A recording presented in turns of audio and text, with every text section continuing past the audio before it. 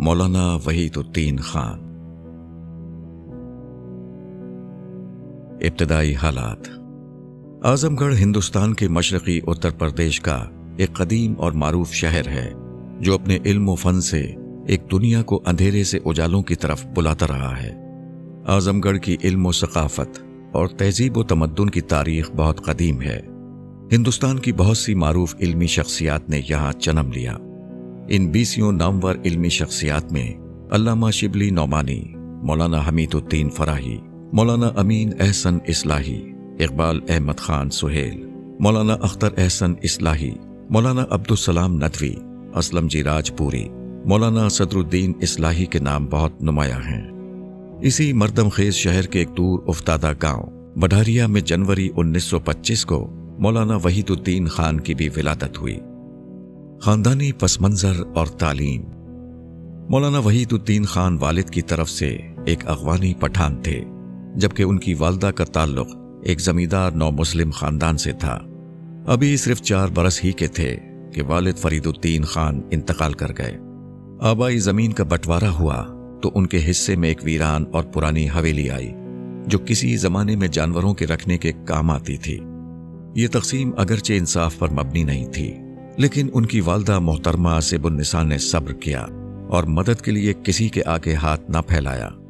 انہوں نے اپنی محنت سے بچوں کی بہت اعلیٰ طریقے سے پرورش کی۔ ان کا گھر آبادی سے دور تھا اور وہ پیدل ہی چل کر مدرسے جاتے۔ مولانا وحید الدین 15 برس شہری ماحول کے بجائے خالص دیہاتی ماحول میں پلے بڑھے۔ ان کے خاندان میں مغربی تعلیم کی روایت بہت مضبوط تھی۔ اس کے باوجود ایک قریبی بزرگ صوفی عبدالحمید خان نے وحید الدین خان کو عربی کی تعلیم حاصل کرنے کے لیے مدرسۃ الاسلام میں داخل کرایا تاکہ وہ عالم دین بن سکیں۔ مدرسۃ الاسلام میں وہ 1938 میں داخل ہوئے۔ یہاں انہیں مولانا امین احسن اصلاحی جیسے اساتذہ ملے اور مولانا اختر احسن اصلاحی جیسے علماء کی صحبت بھی میسر رہی۔ شادی اور اولاد۔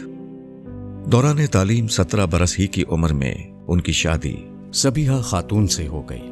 وہ بیوہ خاتون تھیں۔ ان کے شوہر نظام الدین مولانا کے چچا زاد بھائی تھے۔ ان سے ہونے والی بیٹی کے فوت ہونے کے بعد وہ تنہا تھیں۔ تب مولانا کے چچا زاد بھائی اقبال سہیل نے ان کی شادی سبیحہ خاتون سے کرا دی۔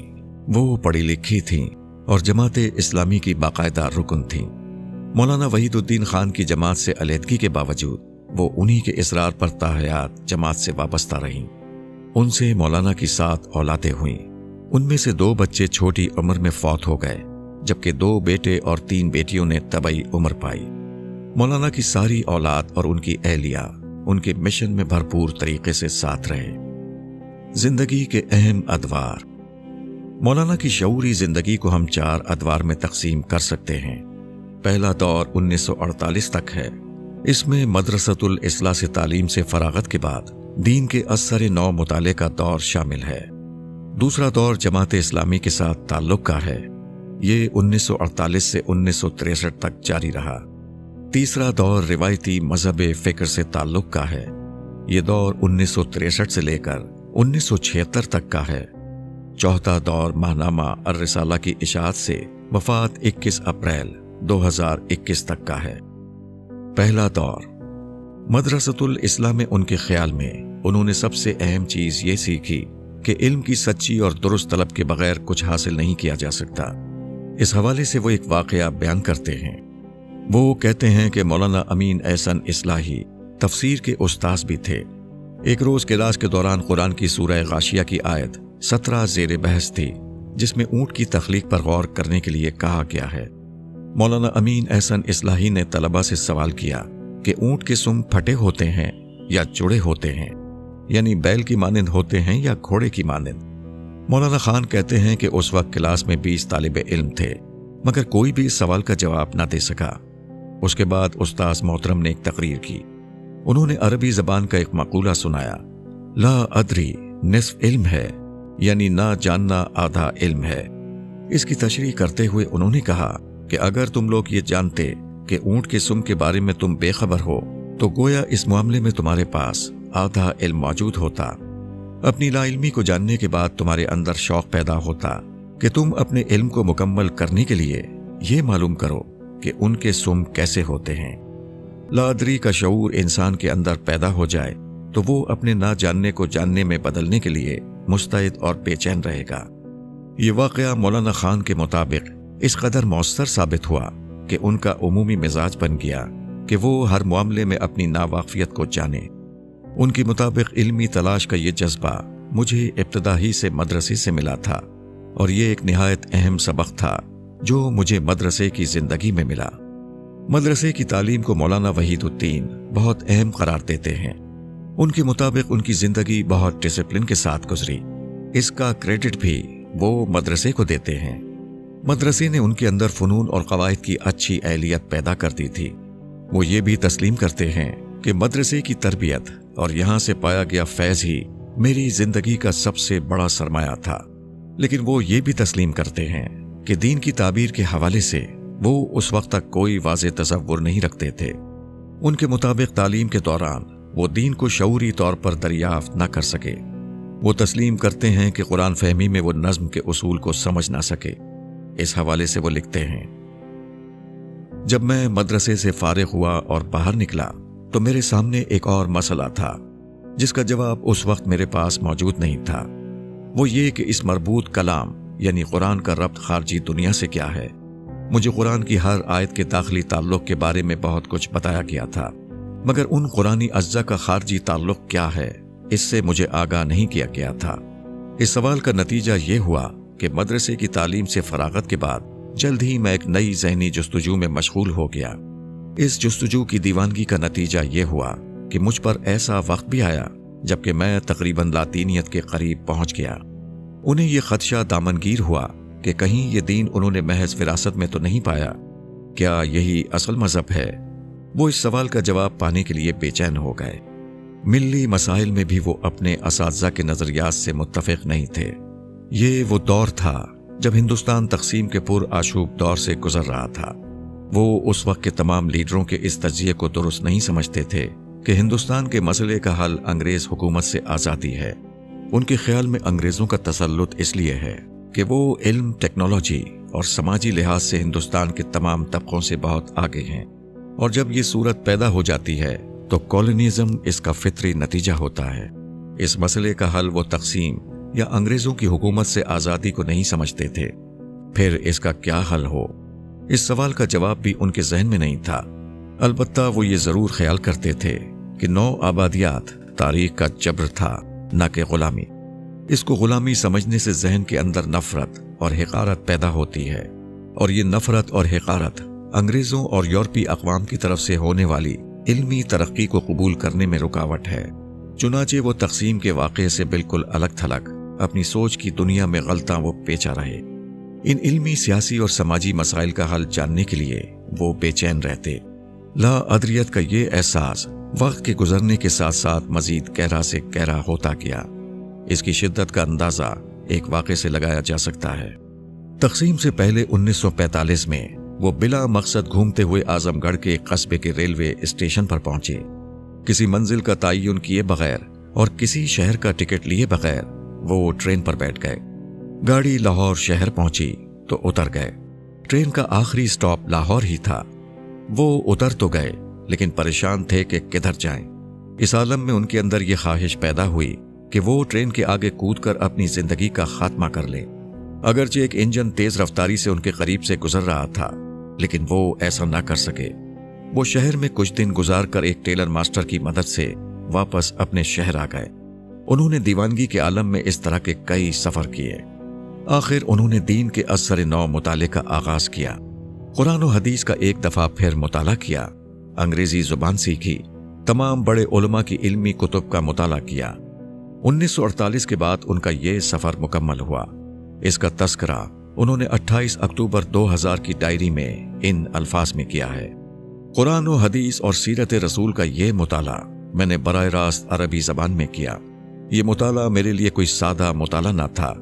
تقریباً یہ پورا مطالعہ آنسوؤں کی بارش کے درمیان ہوا تھا۔ میں پڑھتا اور میرے آنسو مسلسل تصدیق کرتے جاتے کہ بلا شبہ یہ حق ہے، اس کے حق ہونے میں کوئی شبہ نہیں ہے۔ اس طرح آنسوؤں کی مسلسل بارش نے میری قدیم شخصیت کو بالکل دھو دیا۔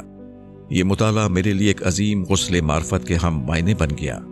اس سے فارغ ہوا تو میں نے فطرت کی عطا کرتا اس ربانی شخصیت کو دوبارہ پا لیا جس کو حالات کے وقتی تاثر کے تحت میں نے کھو دیا تھا۔ اس طرح کئی برسوں کی تلاش اور مطالعے کے بعد میں نے شعوری طور پر اللہ کی توفیق سے اثر نو اسلام قبول کیا۔ میں یہ کہہ سکتا ہوں کہ اسلام میری دریافت ہے۔ دوسرا دور۔ مولانا کی زندگی کا دوسرا دور وہ ہے جس میں وہ جماعت اسلامی سے منسلک ہو گئے۔ وہ 10 برس سے زیادہ تک اس کے رکن رہے۔ اس دوران میں وہ جماعت کے مرکزی مجلس شورا کے بھی رکن رہے۔ 1956 میں وہ جماعت اسلامی ہند کے مرکزی شعبہ تصنیف سے وابستہ ہو گئے۔ یہ ان دنوں یوپی کے شہر رامپور میں واقع تھا۔ اسی عرصے میں انہیں یہ احساس ہوا کہ مولانا مودودی کی تعبیر دین قرآن کے مطابق نہیں ہے۔ یہ رائے انہوں نے بڑے وسیع اور انتہائی گہرے مطالعے کے بعد اختیار کی۔ اس کے دوران وہ سخت اور مسلسل مطالعے کے نتیجے میں کئی دفعہ بے ہوش ہوئے۔ اس کا نتیجہ یہ نکلا کہ وہ 1963 میں جماعت سے علیحدہ ہو گئے اور تعبیر کی غلطی کے نام سے اپنی تنقید شائع کی۔ اپنے تحقیق کے دوران میں انہوں نے جماعت اسلامی کے ممبران کو بات چیت کے ذریعے سے اپنے نقطۂ نظر سے آگاہ کیا، لیکن انہوں نے مولانا وحید الدین سے اسے تحریری صورت میں لکھ کر پیش کرنے کو کہا۔ انہوں نے پاکستان میں مولانا مودودی کو اپنی تنقید بھیجی۔ اس کا مکمل حال انہوں نے اپنی کتاب تعبیر کی غلطی میں بیان کیا ہے۔ مولانا مودودی نے ان کی تنقید کے دلائل اور استدلال کا جواب نہیں دیا، بلکہ جواب میں یہ لکھا: آپ کا مطالعہ آپ کو ایک سمت لے گیا ہے جس کے برعکس میرا مطالعہ مجھے دوسری جانب لے گیا ہے۔ اگر آپ اس نتیجے پر پہنچ گئے ہیں کہ میں نے دین کو مکمل طور پر غلط سمجھا ہے تو پھر آپ اس نقطۂ نظر سے خود کو الگ کر لیں۔ جسے آپ صحیح سمجھتے ہیں اس کی مثبت تشہیر کریں۔ البتہ اگر آپ میری ترجمانی میں غلطیاں ظاہر کرنا ضروری سمجھتے ہیں تو مجھے کوئی اعتراض نہیں، آپ اپنی کتاب شائع کر سکتے ہیں۔ جب مولانا وحید الدین خان نے مولانا مودودی کو اپنی تنقید پر جواب دینے کے لیے زور ڈالا تو انہوں نے لکھا: آپ کا مکالمہ کرنے کا انداز یہ ظاہر کرتا ہے کہ جو آپ کے نقطۂ نظر کو قبول نہیں کرتا وہ جاہل اور غیر دانش مند ہے۔ مولانا وحید الدین نے اعتراف کیا کہ ہو سکتا ہے کہ ان کا انداز جارحانہ ہو، لیکن ان کا واحد مقصد حق کی تلاش تھا۔ مولانا وحید الدین کی مولانا سید ابو العلا مودودی پر تنقید کا خلاصہ یہ ہے کہ انہوں نے الہ، رب، عبادت اور دین کو زیر بحث لا کر ایک بہت بڑا دعویٰ کیا ہے کہ ان 4 اصطلاحات پر قرآن کا درست فہم منحصر ہے، لیکن امتداد زمانہ سے ان کا حقیقی فہم اس قدر گہنا چکا ہے کہ لغات میں بھی وہ فہم موجود نہیں رہا جو اصل میں تھا۔ اس لیے دین کی تعبیر وہ نہیں رہی جو حقیقت میں تھی۔ اس کے بعد انہوں نے ان اصطلاحات کی وضاحت کی اور اپنے تئیں ان کے معنی متعین کیے۔ اس کے بعد مولانا وحید الدین خان نے دلائل کے ساتھ واضح کیا کہ مولانا مودودی کی یہ تفہیم بالکل غلط ہے، یہ خود ساختہ ہے۔ اس سے دین کی ایک نئی تعبیر سامنے آئی ہے جس کو انہوں نے بعد میں اپنی دوسری کتاب میں دین کی سیاسی تعبیر کا نام دیا، کیونکہ مولانا مودودی دین کو ریاست، عبادت کو ٹریننگ کورس، رب اور الہ کو ایک ایسی ذی اقدار ہستی کے طور پر پیش کرتے ہیں جو اپنی مرضی کو آخری معنوں میں زمین پر نافذ دیکھنا چاہتا ہے۔ چنانچہ اس تعبیر کی روشنی میں دین کی تشریح یہ ہوئی کہ اصل میں یہ دنیا اللہ کی ریاست ہے۔ اللہ تعالیٰ کو اللہ اور رب ماننے کا تقاضا ہے کہ اس کی مرضی کو پورے انسانوں پر نافذ کر دیا جائے۔ اس لیے سوائے اسلام کے دنیا پر کسی کی حکومت نہیں ہونی چاہیے، اسی کا غلبہ ہونا چاہیے۔ اس لیے اسلام اور کچھ نہیں، بس غلبہ دین کی جد و جہد ہے۔ ساری عبادات اس کی ٹریننگ ہے، دعوت، تبلیغ اور جہاد اس منزل کو حاصل کرنے کا راستہ ہے۔ اس کے برعکس مولانا وحید الدین خان فرماتے ہیں کہ زیر بحث اصطلاحات کے فہم میں کوئی تبدیلی نہیں ہوئی۔ انہوں نے قرآن مجید اور اسلامی تاریخ کے جید ائمہ اور علماء کی رائے نقل کر کے بتایا کہ الہ کا مطلب اللہ تعالیٰ ہے، جس میں تمام جملہ صفات آتی ہیں، مگر مولانا مودودی نے اس میں ایک صفت حاکم مطلق کو تمام صفات پر حاوی کر کے الہ کے معنی کو محدود بھی کیا اور یک رخا اور غیر متوازن بھی۔ اس طرح رب کا مطلب اصل میں تو پالنے والا ہے، لیکن اس میں مالک و آقا کا مفہوم بھی متضمن ہے، مگر مولانا محترم نے اسی میں اس معنی یعنی مالک و آقا کو لے لیا، اور جب دونوں مفہوم کو ملایا تو تمام صفات کا حامل اللہ تعالیٰ محض ایک مطلق العنان فرما روا بن گیا۔ یہی حال عبادت اور دین کا ہے۔ عبادت تضرع، عجز اور فروتنی کا نام ہے۔ آپ اپنے آپ کو اللہ کے مقابلے میں انتہائی کمتر اور انتہائی کمزور مان کر ایک معبود، خالق و آقا اور رحمان خدا سے مانگتے ہیں اور اس کی محبت میں حمد و تسبیح کرتے ہیں۔ لیکن جب آپ اسے اصل میں حکمران سمجھتے ہیں، عبادت کو خدائی فوجدار بننے کا ایک ذریعہ سمجھتے ہیں، اپنے آپ کو زمین پر اللہ کے اقتدار کو بحال کرنے کا ایک کل پرزہ سمجھتے ہیں، تو آپ میں عجز نہیں، فخر و برتری کا جذبہ پیدا ہوگا۔ آپ بندے نہیں، فوجی پریڈ میں تن کر کھڑے کمانڈو ہوں گے۔ آپ کا رخ اپنی تربیت پر نہیں، دوسروں کو فتح اور سرنگو کرنے کے طریقوں پر ہوگا۔ مولانا وحید الدین خان نے اپنی تشریح میں متعدد مثالیں بھی دی ہیں اور جماعت اسلامی کے معتقدین کا یہ پسندیدہ شعر پیش کیا ہے: میری زندگی کا مقصد تیرے دین کی سرفرازی، میں اسی لیے مسلمان، میں اسی لیے نمازی۔ مولانا وحید الدین خان اپنی تنقید کے ضمن میں قرآن مجید کی ایک دوسری اصطلاح اقامت دین کو بھی زیر بحث لاتے ہیں۔ مولانا مودودی اس کا مطلب دین نافذ کرنا بیان کرتے ہیں اور مولانا وحید الدین خان دین پر قائم رہنا۔ مولانا وحید الدین خان کے مطابق تمام ائمہ و علماء کی متفقہ تشریح کی روشنی میں دین پر کیونکہ قائم رہنے کا حکم ہے، اور دین ریاست نہیں بلکہ حقائق یعنی عقائد کو مان کر اس کے عملی تقاضوں پر عمل کا نام ہے، اس لیے جب آپ پر نماز فرض ہوگی، آپ نماز پڑھیں گے، روزہ رکھیں گے، انفاق کریں گے، استطاعت ہوگی تو حج کریں گے، قربانی کریں گے۔ اسی طرح آپ مسلمان ریاست میں حکمران یا سیاسی اثر و رسوخ رکھتے ہیں تو اسلامی شریعت کے نفاذ کی آئینی حدود میں رہ کر کوشش کریں گے۔ آپ کو زکوٰۃ اور انفاق تب کرنا ہے جب آپ کے پاس اس کی گنجائش ہوگی، یہ نہیں کہ اس کو ادا کرنے کے لیے پہلے دولت اکٹھی کریں گے پھر انفاق کریں گے۔ اس لیے یہ نہیں پہلے آپ اسلامی ریاست قائم کریں گے یا حکومت حاصل کرنے کے لیے کوئی جماعت اسلامی بنائیں گے پھر حکومت حاصل کر کے اسلامی نظام نافذ کریں گے۔ مولانا وحید الدین خان کہتے ہیں کہ اسی لیے جماعت کے لٹریچر میں واضح الفاظ میں پہلے اس مفہوم کی عبارت لکھی ہوتی تھی کہ حکومت الہیہ کا قیام ہر مسلم مرد عورت پر فرض ہے۔ اس میں غیر جانبداری اصل میں باطل کی طرفداری ہے، اور اگر آپ کے پاس ہماری یعنی اسلامی حکومت کے قیام کی جد و جہد کرنے والی جماعت کی حمایت نہ کرنے کی کوئی دلیل نہیں تو آپ اللہ کے حضور اپنا عذر تیار رکھیں، ورنہ آپ آخرت میں جواب دہ ٹھہرائے جائیں گے۔ لیکن مولانا وحید الدین کے نزدیک یہ دین میں دخل اندازی ہے، اس میں ایک نئے حکم کا اضافہ ہے۔ ایسا کوئی حکم اسلام میں نہیں۔ جس طرح قاتل، چور اور زانی وغیرہ کو سزا دینا ہر آدمی پر فرض نہیں، اسی طرح شریعت کا نفاذ عام آدمی پر نہیں، حکمران پر فرض ہے، اور شارع نے کہیں حکم نہیں دیا کہ تم شریعت نافذ کرنے کے لیے حکمران بنو، جبکہ جمہوری نظام میں آپ وَتَعَاوَنُوا عَلَى الْبِرِّ وَالتَّقْوَى وَلَا تَعَاوَنُوا عَلَى الْإِثْمِ وَالْعُدْوَانِ کے تحت اپنی پسند کی جماعت کی حمایت کریں گے۔ دین کی تعبیر کرتے اور اس کی حقیقت کو واضح کرتے ہوئے مولانا نے اپنے علمی اور دعوتی مہارت کا خوب مظاہرہ کیا۔ مولانا نے ساری زندگی مختلف اسلوب میں اپنے نقطۂ نظر کی وضاحت کی۔ اسی سلسلے میں انہوں نے اس قرآن کی آیت جس میں دین میں مکمل طور پر داخل ہونے کا حکم دیا ہے کی وضاحت کرتے ہوئے بہت ہی دل نشیں اور 2 اور 2 4 کی طرح واضح اسلوب میں اپنی فکر کا خلاصہ کر دیا۔ فرماتے ہیں، قرآن میں ایک آیت ہے، ادخلوا فی السلم کافہ، اسلام میں پورے کے پورے آ جاؤ، اسلام میں پورے کے پورے داخل ہو جاؤ۔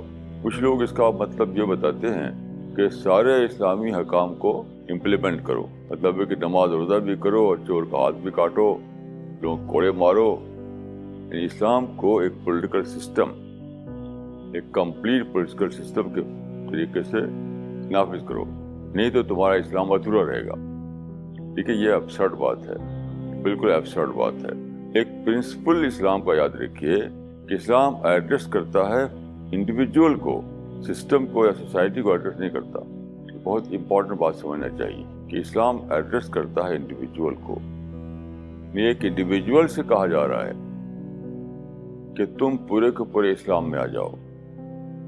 اس کا مطلب کیا ہوا کہ ایک انڈیویجول اپنی زندگی کو، اپنے ڈیلی لائف کو، اپنے اپنی پوری ہستی کو اسلام میں داخل کر دے. یہ مطلب ہے اس کا.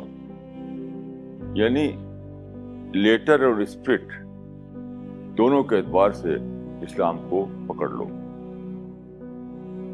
یہ موقف اختیار کرنے کے بعد مولانا نے اس رائے کے ابطال میں بہت سا لٹریچر تخلیق کیا. اتنا زیادہ لکھا کہ شاید ہی کسی اور شخصیت نے اس سے زیادہ اور مؤثر طریقے سے لکھا ہو. وہ ان چند صاحب علم لوگوں میں سے ہیں جنہوں نے اسلام کی بطور سیاسی نظام کی تعبیر کے نقصانات کا بہت پہلے ذکر کیا. ان کا تجزیہ تھا کہ نفاذ شریعت کی تحریکیں لازمی طور پر پرتشدد حالات کو جنم دیں گی. انہوں نے دہشت گرد تحریکوں کے پیدا ہونے کے حوالے سے کہا کہ جن معاشروں میں جمہوری اقدار مفقود ہیں یا بہت کمزور ہیں وہاں القاعدہ اور اس قبیل کی بے شمار مسلح تحریکیں منظم ہو گئیں. چنانچہ مولانا وحید الدین خان تعبیر کی غلطی کے اس انجام کی طرف واضح الفاظ میں نشاندہی کرتے رہے ہیں. مولانا وحید الدین خان نے اس بات کو بھی واضح کیا کہ تعبیر کی یہ غلطی کیوں سرزد ہوئی، مسلمان معاشروں میں یہ تعبیر اتنی مقبول کیوں ہوئی. انہوں نے بجا طور پر اس پر بے تحاشا لکھا اور بہت مدلل لکھا. ان کے تجزیے کے مطابق مسلمان دین میں جامد تقلید اور دنیا میں سائنسی اور جدید سماجی علوم میں پیچھے رہنے کی وجہ سے پہلے سیاسی زوال کا شکار ہوئے اور پھر اقتدار چھن جانے کی وجہ سے رد عمل کی نفسیات کا نشانہ بنے. ان کے لیڈروں، دانشوروں اور علماء نے غلط طور پر یہ سمجھا کہ ان کے ساتھ سازش ہوئی ہے، جبکہ وہ تو اپنی جہالت، تقلید اور زمانے کے نئے علوم سے بیگانہ ہونے کی وجہ سے یورپی اقوام کے مقابلے میں پٹ گئے. انہوں نے مسلم قیادت اور عوام کو پرزور مشورہ دیا کہ وہ ٹکراؤ اور مقابلے کا لائے عمل ترک کر دیں، اپنے لیے زمانہ امن کی فضا پیدا کریں اور مادی طور پر علوم و فنون اور سائنسی علم حاصل کریں اور اخلاقی طور پر اپنے آپ کو مضبوط کرنے کے لیے قرآنی تعلیمات اور سیرت النبی کو اپنے کردار کا حصہ بنائیں. اس مثبت موضوع پر بھی انہوں نے جتنا شاندار لٹریچر تخلیق کیا ہے اس کی عالم اسلام میں کوئی مثال نہیں ملتی. اس میدان میں وہ ون مین آرمی تھے.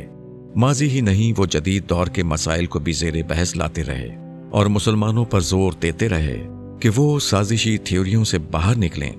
دشمن تو سازش کرتا ہی ہے، ہمارا کام اس کی سازش کو سمجھ کر اس کا شکار ہونے سے محفوظ رہنا ہے.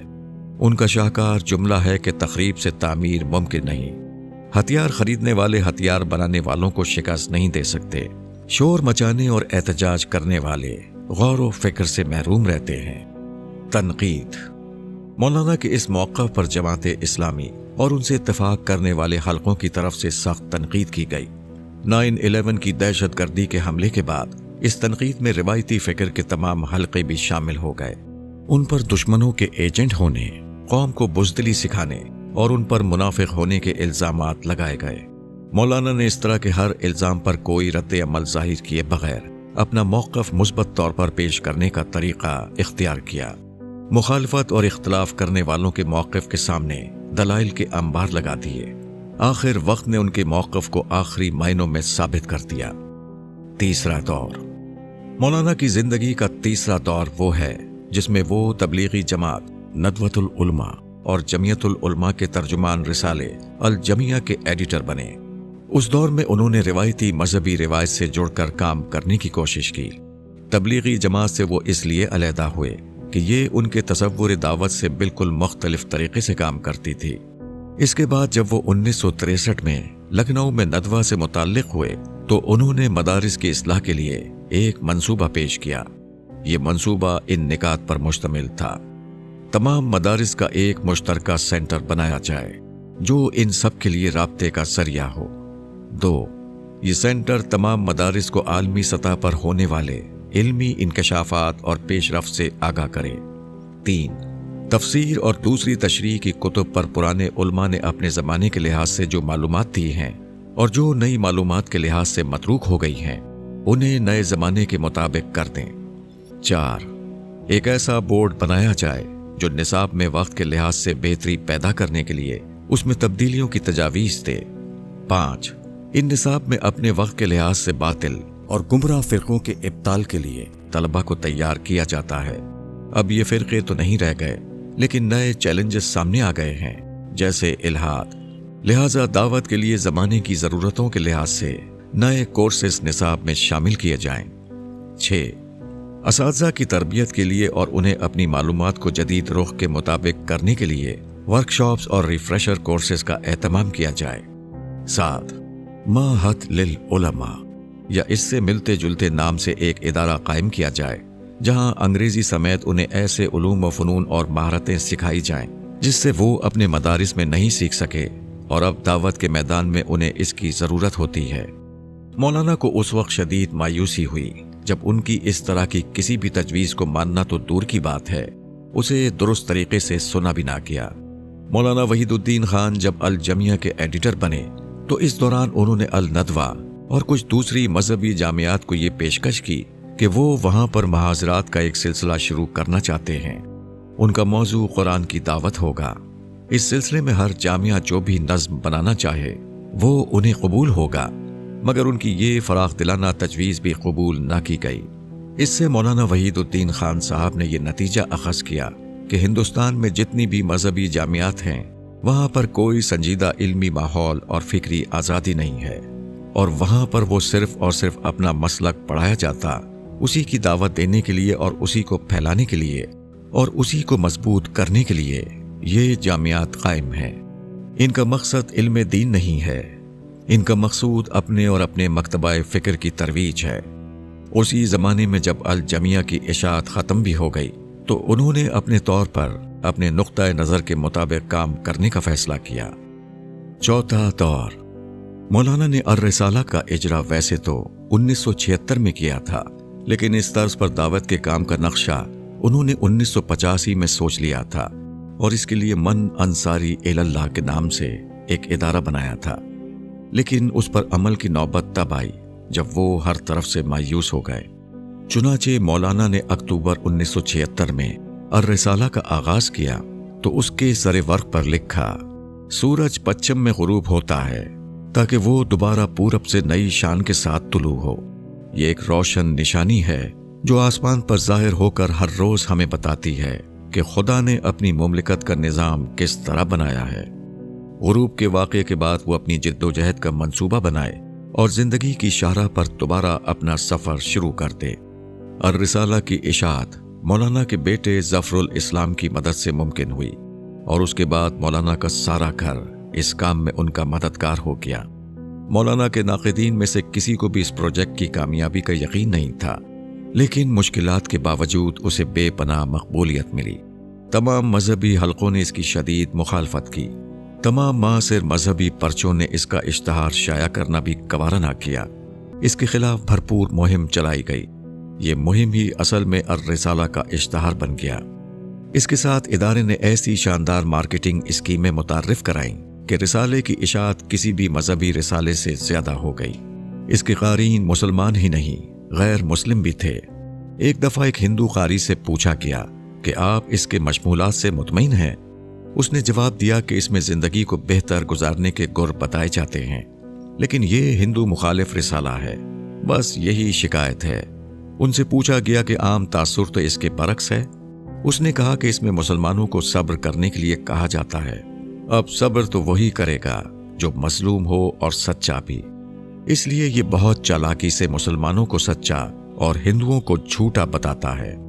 मौलाना इसके सारे मशमूलात खुद लिखते। इसके साथ उन्होंने दूसरी तसनीफात पर भी काम जारी रखा। बज़ाहिर ये एक नामुमकिन सी बात थी कि मौलाना तने तन्हा किसी दूसरे मुसन्निफ की मदद के बगैर ये काम कैसे जारी रख सकेंगे, लेकिन उन्होंने ये मुहय्यरुल अक़ूल काम इंतहाई कामयाबी और आला मेयार पर किया। उनकी जिंदगी तक मुसलसल 45 बरस तक ये रिसाला उनकी इदारत और उन्हीं के कलम से शाया होता रहा और आज भी उन्हीं की तहरीर पर मुश्तमिल होता है। अर रिसाला से मुतासिर एक दफ़ा एक अरब शेख ने उन्हें पेशकश की कि वो इसके सारे अखराजात उठाने को तैयार हैं। उनकी शर्त यह थी कि अर रिसाला के आधे मशमूलात अरब मुसन्निफीन के लिखे होंगे, मगर मौलाना ने यह शर्त कबूल ना की। 1992 में उन्होंने पाकिस्तान का दौरा किया। उनसे मुलाकात के दौरान उनसे पूछा गया कि अर रिसाला दावत का एक बेहतरीन प्लेटफॉर्म है, इसे उनके बाद भी जारी रहना चाहिए। इसके लिए ज़रूरी है कि इसमें दूसरे मुसन्निफीन की तहरीरें भी शामिल हों। اس پر انہوں نے فرمایا تھا کہ اگر میں آج ہی وفات پا جاؤں تو اگلے 7 برسوں تک الرسالہ اسی طرح بغیر کسی دوسرے کی مدد کے میری تازہ تحریروں سے مزین شائع ہوتا رہے گا۔ چنانچہ الرسالہ کی اشاعت جاری و ساری ہے، البتہ آج کل یہ ماہنامہ نہیں بلکہ 2 ماہ بعد شائع ہوتا ہے۔ الرسالہ کے تحت دیگر پروجیکٹ۔ الرسالہ کی اشاعت کرائے کے 2 کمروں سے شروع کی گئی تھی۔ کامیابی پر مولانا نے اپنی رہائش گاہ کو اسلامی مرکز کا نام دیا اور اس میں کئی پروجیکٹ شروع کیے۔ کتب کی اشاعت۔ مولانا نے قرآن مجید کی تفسیر اور دوسری توضیحاتی اور دعوتی کتب پر بھی کام کیا۔ ان کے بیٹے ثانی یسنین نے بچوں کے لیے معیاری کتب کی اشاعت کے لیے گڈ ورڈز کے نام سے پبلشنگ ہاؤس قائم کیا۔ ان کی بیٹی ڈاکٹر فریدہ خانم نے مولانا کی منتخب کتب کا انگریزی ترجمہ کیا۔ القرآن مشن۔ اپریل 2010 کو انگریزی ترجمہ قرآن کی تکمیل کے موقع پر اس مشن کا قیام عمل میں لایا گیا۔ اس کا مقصد ہر انسان تک قرآن کا ترجمہ پہنچانا ہے۔ اس وقت تک دنیا کی 40 زبانوں میں قرآن کا ترجمہ کیا جا چکا ہے۔ یہ ترجمہ قرآن کے متن کے بغیر اس کے ترجمے پر مشتمل ہے۔ یہ پاکٹ سائز میں ہے تاکہ اسے آسانی سے رکھا اور پڑھا جا سکے۔ اسے مفت تقسیم کیا جاتا ہے۔ اس کے علاوہ ان کی تفسیر تذکیر القرآن کا 6 زبانوں عربی، انگریزی، ہندی، فرانسیسی، پشتو اور سندھی زبانوں میں ترجمہ ہو چکا ہے۔ اسفار اور دیگر دعوتی سرگرمیاں۔ مولانا نے پہلے ہندوستان کے مختلف علاقوں میں دعوتی دورے کیے، پھر دنیا کے متعدد ملکوں میں الرسالہ کے حلقوں کی دعوت پر سفر کیے اور مختلف ملکوں کے اندر بین المذاہب سیمینارز اور ورکشاپس میں لیکچرز دیے۔ ریڈیو پر لیکچرز اور کیسٹ اور دوسرے جدید ذرائع کے استعمال سے دعوتی کام کا اجرا کیا۔ مولانا کی کل تصانیف کی تعداد 131 ہے۔ یہ سب کتب اصلاً اردو میں لکھی گئی ہیں۔ ان میں بیشتر کا ترجمہ انگریزی میں ہو چکا ہے، البتہ ہندی اور بعض کا عربی زبان میں بھی ترجمہ ہو چکا ہے۔ مولانا کی ان کتب کو ہم 3 حصوں میں تقسیم کر سکتے ہیں: دعوتی، تنقیدی اور توضیحی۔ زیادہ تر کتب دعوتی ہیں۔ اس میں 10 کتب کی فہرست کو خاص اہمیت حاصل ہے۔ ان منتخب کتب کے نام یہ ہیں: دور جدید کا چیلنج، یہ مولانا کی سب سے پہلی مقبول کتاب ہے۔ اس کا عربی سمیت متعدد زبانوں میں ترجمہ ہو چکا ہے۔ اس کتاب میں اسلام پر ہونے والے سائنسی، تاریخی اور علمی اعتراضات کا جواب دیا گیا ہے۔ اس کے علاوہ مثبت طور پر اسلام کے حق میں دلائل بھی دیے گئے ہیں۔ اس کتاب کو مسلمانوں کے تمام مکتبہائے فکر میں بہت پذیرائی ملی۔ 2. تعبیر کی غلطی، یہ مولانا مودودی کی فکر پر تنقید ہے۔ اس کا پہلا حصہ مولانا سید ابو العلا مودودی اور جماعت اسلامی ہند کے بعض حضرات کے ساتھ خط و کتابت پر مبنی ہے، اور دوسرا حصہ علمی تنقید پر مشتمل ہے۔ 3. تذکیر القرآن، یہ قرآن مجید کی 2 جلدوں پر مشتمل تفسیر ہے۔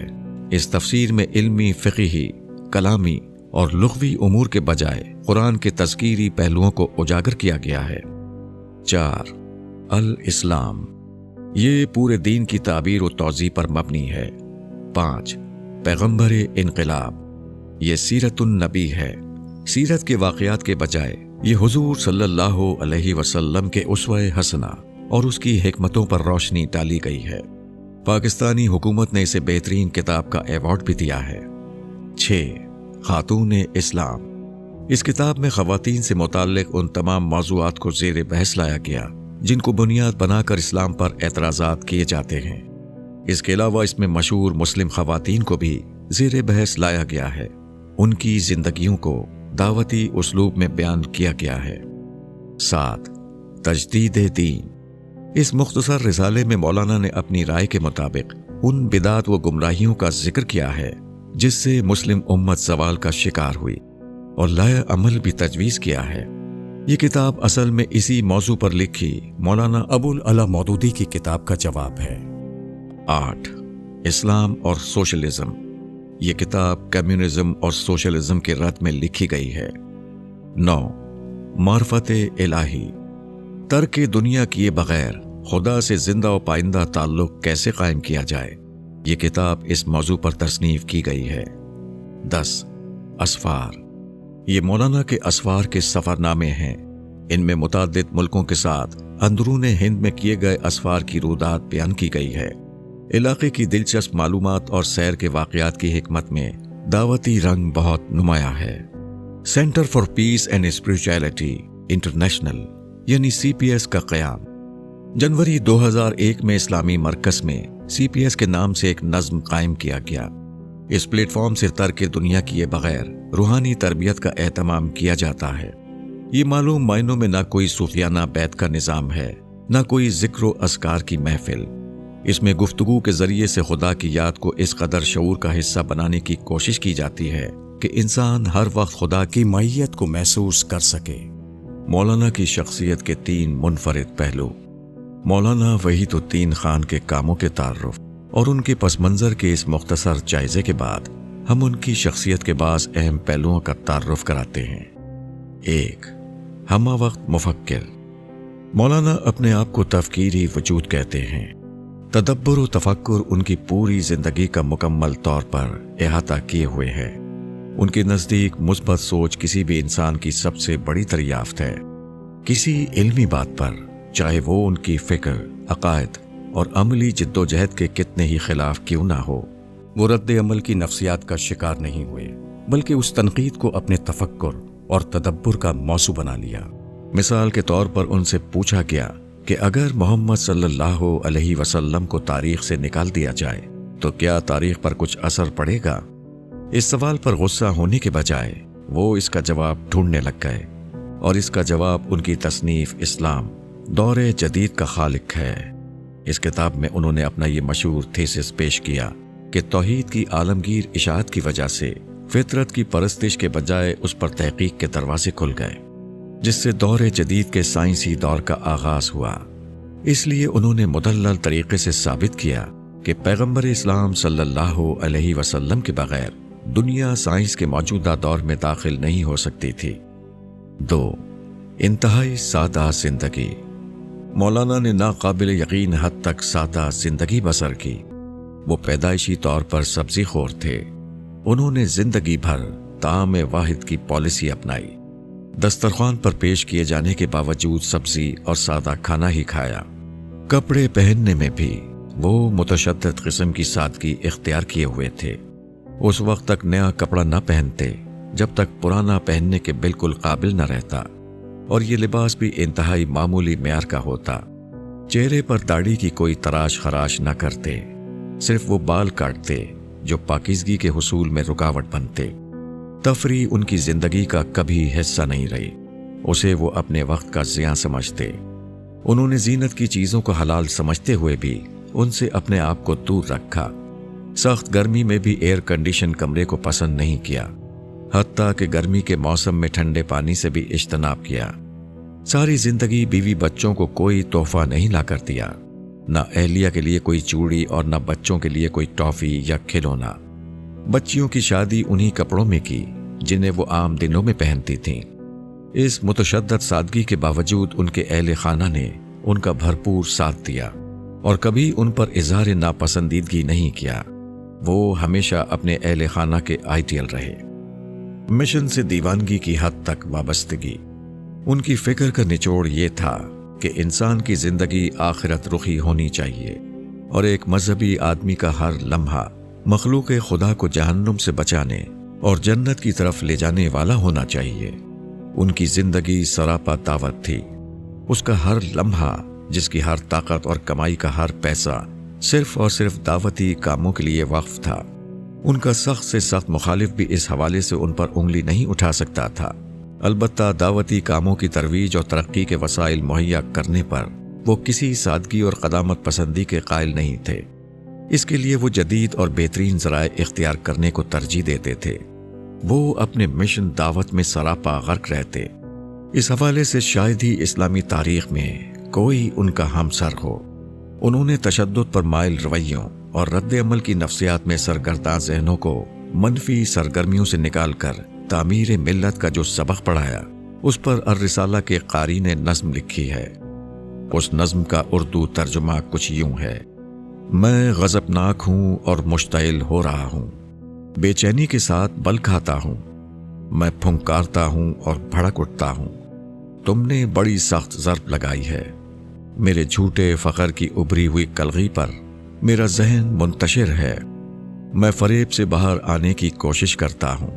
अपनी मस्मार शुदा और कमज़ोर हालत से तुमने उड़ा दिया है मेरे धुआं आलूद कले और मेरे गलत तसव्वुरात के बुर्ज को। मैं अपनी लामुतनाही भूल भुलैयों में खो गया हूँ। तारीक और भयानक मायूसियों से बाहर निकलने का रास्ता तलाश कर रहा हूँ। तुमने मेरे रहनुमा को बेनकाब कर दिया। आहिस्ता आहिस्ता, बहुत आहिस्ता आहिस्ता, तकरीबन बेखबरी में, रफ्ता रफ्ता, मरहला ब मरहला असल सच्चाई की सुबह अपने आप को जाहिर करती है। मेरा गुस्सा जाने लगा है। मेरा जहन साफ होना शुरू होता है और मैं सही रुख पर चल पड़ता हूँ। उम्मीद की एक किरण फूटती है गरजते हुए तारीक बादलों से। मौलाना वहीदुद्दीन कई एतबार से इस्लाम की इल्मी तारीख के बहुत मुनफरिद शख्सियत हैं। आज हम उन्हें एक नामवर आलिम दीन, अजीम मुफक्किर और इस सदी के सबसे नुमाया दाई इस्लाम के तौर पर जानते हैं। वो 21 अप्रैल 2021 को दिल्ली में अपने खालिक़े हकीकी से जा मिले। मौत की याद मौलाना वहीदुद्दीन खान के लिटरेचर का बहुत अहम हिस्सा रहा है। एक मौके पर उन्होंने मौत के बारे में फरमाया, कुरान में आयत है, कुल्लु नफ्सिन ज़ाइक़तुल मौत सुम्मा इलैना तुरजऊन। कैसी अजीब आयत है ये। हर इंसान को ज़रूर मरना है, फिर तुम अल्लाह की तरफ लौटाए जाओगे। मौत जो है आदमी के लिए सबसे बड़ी रिमाइंडर है कि तुम अभी तक दुनिया की ज़िंदगी में थे, अब तुम्हें क्रिएटर के पास जाना है, खालिक के पास जाना है। मौत का मतलब है रिटर्न टू द क्रिएटर। मौत का दिन एंड का दिन नहीं है, खात्मे का दिन नहीं है, बल्कि खुदा की तरफ वापसी का दिन है। सुम्मा इलैना तुरजऊन, फिर तुम हमारे पास, हमारी तरफ लौटाए जाओगे। कैसी अजीब बात है। हर आदमी को मौत का तजर्बा होना है। कुल्लु नफ्सिन ज़ाइक़तुल मौत। और मौत किसी इंसान के लिए एंड नहीं है, खात्मा नहीं है। मौत वो दिन है जबकि पैदा होने वाला पैदा करने वाले की तरफ लौटा दिया जाता है और फिर वहाँ पर हिसाब किताब होता है। उसके अबदी, उसके एटर्नल फ्यूचर का फैसला किया जाता है उसके अमल के मुताबिक। इन मौत के बाद एटर्निटी है। जावेद अहमद गामिदी मौलाना वहीदुद्दीन के हम असर हैं। दोनों में मुलाकातें भी रहीं, फिक्री रफाकतें भी। दोनों एक दूसरे के इल्मी व अमली कामों को सराहते और एक दूसरे को अपना हम फिक्र और हम ख्याल करार देते। खुद मौलाना वहीदुद्दीन खान से जनाब गामिदी साहब के बारे में पूछा गया तो उनके इल्मी कारनामों के एतराफ़ और इखलास पर इज़हार राय करते हुए जज्बाती हो गए। उनकी वफ़ात पर खुद गामिदी साहब ने जो कुछ कहा वो हम उन्हीं से सुनते हैं। मौलाना एक बड़ी गैर मामूली शख्सियत थे। मेरी निस्बत तो उनके साथ ये है कि हम एक ही उस्ताद के शागिर्द हैं, इस फ़र्क के साथ कि उन्होंने उस्ताद इमाम अमीन हसन इस्लाही से उनके इब्तदाई दौर में तालीम पाई और मुझे ये शरफ़ उस्ताद इमाम के आखिरी दौर में हासिल हुआ। मौलाना वहीदुद्दीन की आवाज़ एक बड़ी मुनफरद आवाज़ थी, ऐसी मुनफरद शायद ना इससे पहले सुनी गई और नहीं कहा जा सकता कि अब फिर कभी सुनी जाएगी। मैं तो उनके पूरे काम में से दो ही चीज़ों को उनका सबसे बड़ा कारनामा समझता हूँ।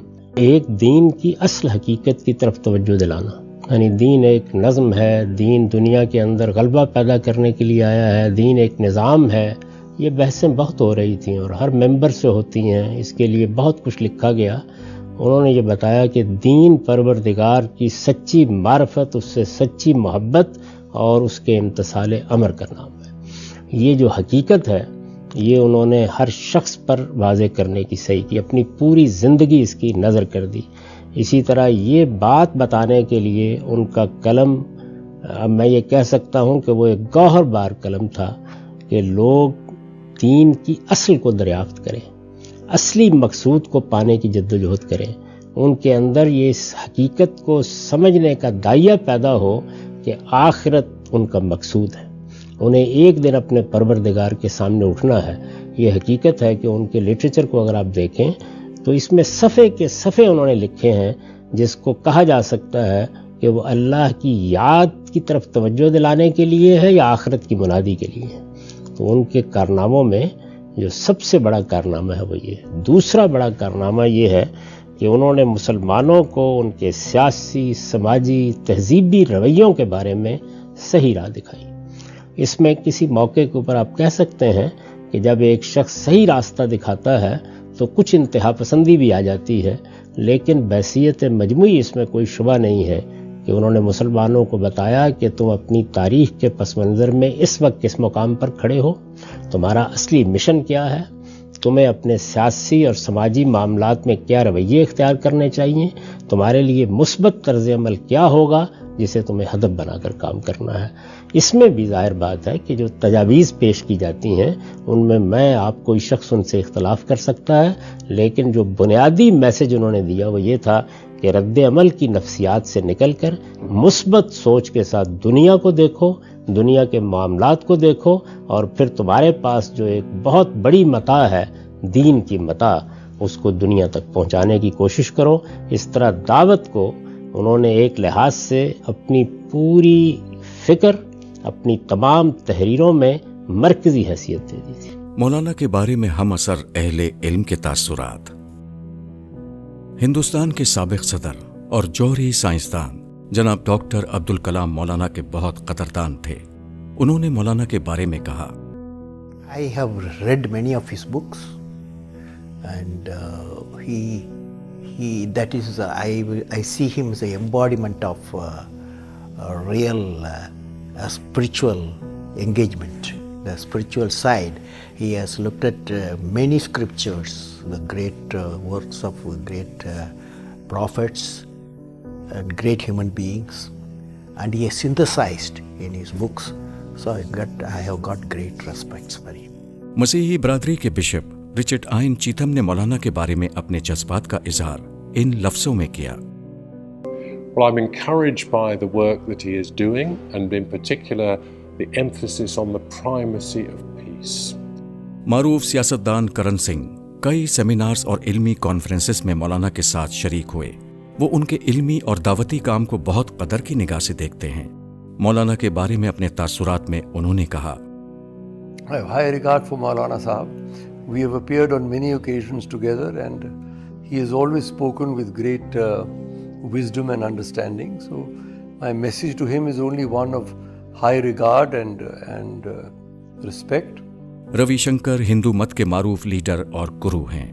مولانا وحید الدین خان کے بارے میں اپنے خیالات کا اظہار کرتے ہوئے انہوں نے تسلیم کیا کہ Maulana Wahyuddin Khan ji is a very renowned spiritual leader of our country, and he has great depth and understanding, and his way of peace gives a new understanding about Islam's tenets of peace. Wahyuddin Khan's philosophy and his interpretation is most valuable. I think it's very needed in the world. I think it's very valuable mission that he is on, bringing peace to people. I wish all the success. Swami Agni ویش اگرچہ ہندو دھرم کے مانے ہوئے scholar اور مذہبی پیشوا شمار ہوتے ہیں، لیکن وہ بھی مولانا کی دعوتی اپروچ کو قدر کی نگاہ سے دیکھتے تھے. مولانا کے بارے میں اپنی رائے دیتے ہوئے انہوں نے کہا تھا، Well, I've got great regard for Maulana Wahiduddin Khan ji. He's like my mentor, and I feel inspired whenever I have few moments to spend with him. He's one person who is trying to transcend narrow religion and religiosity, and for that he is being accused by many of his community people, but he is not afraid. I want that type of a courage for myself. I want to withstand all criticism with a loving smile on my face and with compassion for my people, whoever is criticizing me. ان کی خواہش تھی کہ ان کے سوانے کا اختتام اس شعر سے کیا جائے، قفس میں مجھ سے روداد چمن کہتے نہ ڈر ہمدم، گری ہے جس پہ کل بجلی وہ میرا آشیاں کیوں ہو.